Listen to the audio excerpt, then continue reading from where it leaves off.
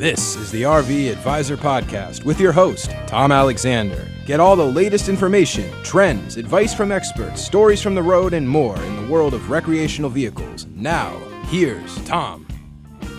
Hello, everyone, and welcome to the RV Advisor Podcast. My name is Tom Alexander, and I'm speaking today with Rob Robertson. And I have to say, this is our very first international version of the show. We're very excited. Rob is near the English-Welsh border, and he is, along with his wife Layla, the head of Majestic Bus. Rob, how are you? I'm fine, thank you. Yeah, welcome. It's great. Yeah, it's wonderful to have you. This is our first, like I said, our first international version. Are we drinking tea today? Are we drinking coffee? We are. Of course we are. We're in England here. We're drinking a nice cup of tea. I've just come in. We're doing some work on the bus, and it's really hot here today. And I'm just having a little break and talking to you guys. Oh, well, wonderful. Taking a break to chat with us, and so we got to find out. Tell us about, when I think Majestic Bus, I immediately think Magical Mystery Tour, the Beatles or something. Yeah. yeah. So tell us about the I almost said magical, the Majestic Bus. What's the Majestic Bus? Okay. You mean why was it named Majestic Bus? Yeah, what's the story behind it? That's the story behind the Majestic Bus is if you go to our website and stuff, you'll see all the pictures and what have you. But basically, it's called the Majestic Bus by the bus company that previously owned it, and they had it written on these. There's got some beautiful old sort of, I suppose they must be chrome flags on the front of the bus, mounted above where the driver is, and it just says Majestic. And if you go inside, as you go in through the door and look to your left above the windscreen, there's some you're talking 1970s graphics saying you are traveling overland majestically. So when we got hold of the bus, we needed a name. We thought we just thought, wow, it's there, it's majestic, because it is majestic. It's the most beautiful bus. So. That's wonderful. And so people, I guess under normal circumstances, which we've been saying a lot lately, they take tours on this and see the countryside and so forth. No. It's purely a stationary holiday destination. Oh, okay. So it's just, that's it. It's where it is. Exactly. And it was designed for that purpose. So it's still got, a running engine and all the various bits in it. We haven't ripped the heart out of it. I wouldn't do that. But everybody threatens to drive it away, but no, it is stationary. Yeah. Yeah. I disconnected the batteries so that no one could. Okay. Well, that's a smart move. Yeah. So now nobody can drive off with the Majestic Bus. You don't want to have too much majesty going around the countryside. You want to keep it right where it is. Exactly. Yeah, I got you. So how long ago was it when you took it over? Well, when did we buy it? We bought it. I think we bought it in 2010. Oh, okay. So a while now. Yeah. Yeah. And we launched the Majestic Bus business in 2013. We did most of the renovations in 2012. And the funny thing was, it was renovated over the course of a summer by me and my wife for the new purpose, if you like. Yeah. It was also filmed and broadcast on a sort of fairly major channel over here called Channel 4 on a show called Amazing Spaces. Oh yeah. So BBC 4. That's it. And we were the very first. We were Series 1, Episode 1, so we were the guinea pigs. Oh, I got you. Yeah. But it was great. I mean, it had a certain amount of, because we were being filmed. It meant that we had to push the project along. We had to. We had to get it done. It was hard work because we had 2 little kids at the time. Now we've got 3, but there was 2 then, and it was tricky. But we did it. Yeah. I want to find out a little more about all this, and obviously it's really unique and interesting, and the fact that we're across the big pond from each other. It's a fun, different kind of show today. So we'll be back with more, I should say, with Rob Robertson in just a minute. This is the RV Advisor Podcast. Stay tuned.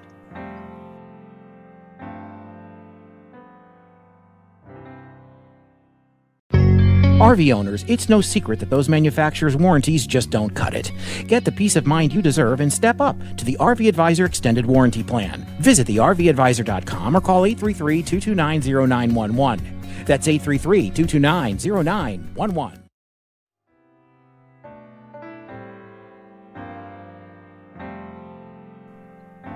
Welcome back. This is the RV Advisor Podcast. My name's Tom Alexander, and my guest is one half of that dynamic duo that runs the Majestic bus. It is Rob Robertson, and he is speaking to us today from the English Welsh border. Tell us exactly where you are. What's the closest town that? Okay, you must have heard of.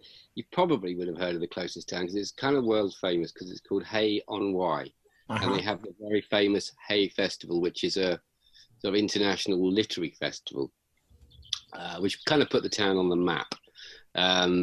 Obviously, clearly this year, for obvious reasons, that's been cancelled and they've gone online. So it's like a digital festival this year. Right. But essentially, we're about 4 miles up in the hills above Hay on Wye. But by one field, we are in England.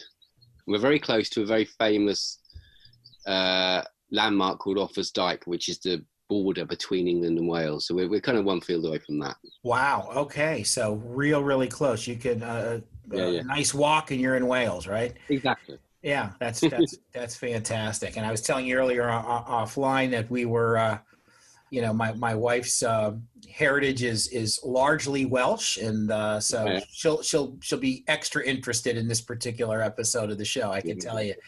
It's beautiful.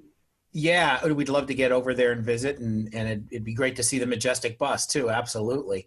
So speaking of the bus, this is obviously a central part of your life, your life, your family, your wife. Take us through a little bit. Give us a little bit of a sort of a virtual tour, if you wouldn't mind. I mean, not visually, but just share with us when people go to see the bus or spend time there, what they see. Okay, so I mean, it's difficult to know how to describe it in terms of what you get over in the States, if you see what I mean, in terms of old buses. But you've got to think this bus was built it was actually built in about 1966 and first registered on the road in 1968. So it harks back to an era of very sort of curves, chrome, and for want of a better word, bling, for that era. So and in fact, it was built on a Bedford chassis with a body maker called Plaxton, who were a very large company and still go today. It was kind of one of the last of the really curvaceous bodies that they produced. So we're really proud of it because it's something quite different. After that, they started to get a bit more straight in the lines and that sort of thing. Yeah. So when you get to the bus, I mean, it's got... You get there and it's in a lovely sort of garden in its own surroundings with a deck next to it, lawn, camping area. It's got its own bathroom and stuff outside in a different building, roll top bath, stuff like that. So you go to the bus and it's got the old fashioned sliding door, which still works. It did fall off last year. I had to find some screws to hold it back in the middle of the night when it was dark, which was quite exciting. Yeah. But that works fine again now. It got a little bit stiff, and I hadn't realised, and the guests who were in it had been wrenching, and it finally came off. But anyway, we sorted that. So it's a lovely mechanism, old sliding door, and you go up a couple of steps and hit the floor level. Driver's seat will then be in front of you. We left the driver's seat in, and all the old dials, the speedometer, the gear stick, and everything like that. And the engine is above the floor. And what we did there, so in other words, it's not the normal bus or newer buses, the engines were always underneath. This is actually, this engine pops up out of the floor, but you can't see it because what we did, we built a kitchen table over it. Okay. We're really pleased with that because you come in, you go up the steps, kitchen table on your left, and then a wraparound wooden kitchen on your right. So that's your part of your, that's that part of the bus, if you see what I mean. So you've got kitchen, dining area. Yeah. You go through, now you're walking towards the rear and you get into what we call the seating area, which is an L-shaped seat, specifically built and made to take in the view. So it's got some really large, just straight windows looking out over this most amazing view of sort of Welsh rolling countryside. You cannot see a house, you can't see anything. It's just back to nature. Yeah. And we always knew where the bus was going to sit when we did the conversion. So in other words, it was built with that in mind and knew exactly how you would view it. Right. Next to that is a little wood burner, which is the only form of heating in the bus. We don't have any, because we're off grid here, so we don't have electricity. We don't have, we don't have mains electricity. Yeah. But we, the source of heat, because we run this all year round, is the wood burner. It's a lovely little old wood burner, but funnily enough was produced locally back in probably the 70s, but it's in really good condition. So we fitted that. And then at the very rear, it's a standard double bed. And that is got some lovely sort of wraparound cushions behind it. And then you've got the rear windscreen, curtains. Everything's curtained off. It's panelled off with horizontal wood painted white. Standard sort of pine, but we decided to go for these sort of horizontal lines around it. It seemed to really work rather than going what I call vertical sort of tongue and groove. I don't know if you have that in the States, but it's it gives it some, I think it gives it more space somehow. Painted white. So and the thing is, it's also got, I mustn't forget this because this is one of the big things. In the roof, it's got the most beautiful opening set of skylights. Original, they're called Weather Shield from the 60s. And I tell you what, these things are so beautiful. And the biggest thing we have with all our guests is they just come and they just cannot get over the light. In the day, for example, it's always very light in there, but also at night you can just look at the stars, and that's the big thing. They love it, you know. Yeah, and I would a lot of our guests come from the cities, you know. Yeah, and I would imagine being away from cities and having light pollution or everything, just be the star. Yeah, exactly. The star field at night must be just breathtaking. There's a hornet's just flown into the room. Have to be a bit careful. Real? Oh, well, we don't want you to get stung. Yeah, we can't have that. No. All right. Oh boy. So this. He'd probably go out. Yeah. It's that time of year. I'll just keep my eye for a second. Yeah. By all means. No, we just don't. We don't need anyone getting stung on our show. I know what to do. I can move out of this room. All right, let's see. That's what it's about, folks. Live podcasting, live broadcasting. Even though it's recorded, it's all happening in real time. You know, this is great. Yeah. And we're and on our first international episode, we're battling the hornets. So that's the hornet flew in. Yeah, and I've now moved. Tilly. Well, now we're getting you. Now I have to say that. We're getting you in silhouette due to the light behind you. Oh, okay. We're just getting a little bit of a so. I might be able to that's all right. Over there, will you? That's all right. Let's see how that is. Give me a bit better there we go. Yeah, now we see you. All right, there we go. We're in better shape.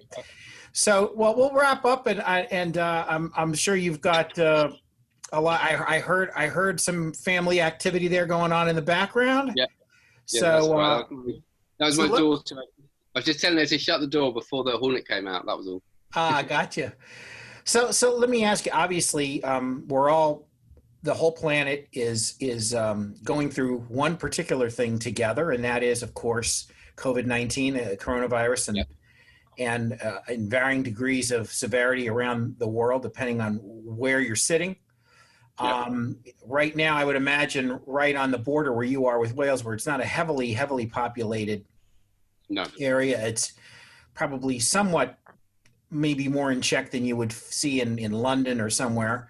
What's the overall feeling there? First of all, we said offline, everybody is doing well with your family. Everybody's safe and doing well. So we're thrilled to hear that. But tell us a little bit about where you are specifically, and then just in general, the Great Britain. Oh, most people are. We're lucky around here because, like you say, we haven't had many cases. It's not been that awful in that sense, but there is a lot of nervousness about, particularly with some of the older generation. Sure. And they're quite nervous of people from, and I understand it, from other parts of the UK coming to visit, because obviously we're heading into, our biggest sort of tourist that sense. Yeah. In terms of holiday lets and campsites and all that sort of stuff, you wouldn't be able to drive your RV, for example, from England into Wales and go anywhere at the moment. They're talking about opening it up, but at the moment there's a fair bit of nervousness from the local communities about people coming in, even though they want them to come in and they want the income and they want the atmosphere. There's a bit of nervousness, so I think it'll take a little bit of time to sort out. Right. And then hopefully people will get back to normal, but it'll take a bit of time. Yeah. Well, but I'm glad. Well, it's good to hear though that you and yours are well and safe and continue to have that sort of peace of mind. Maybe next time we will figure maybe we can get some video of the bus and you can send it to us. We'll incorporate it into our next appear. We'd love to have you on again, and maybe if Layla's available too, we can have you both on, and it'd be great to chat again. No problem. Okay, lovely talking to you. It was great to speak with you, and thanks for being. You said you were the guinea pig on BBC4, so you were also the guinea pig on our show. Yeah. You kind of you're our first international show, so this is terrific. It was great to meet you and speak with you, and we wish you nothing but the best and stay safe and well, and best to Layla and your family, and we'll make sure to share all the cool stuff that people can check out online about the great Majestic bus. So Rob Robinson, I should say, thank you so much for joining us, and we'll talk again. Stay well. Oh, thanks for inviting me, and it's a pleasure being here. Thank you. This is the RV Advisor Podcast. I'm Tom Alexander. Thanks for watching. So long, everybody.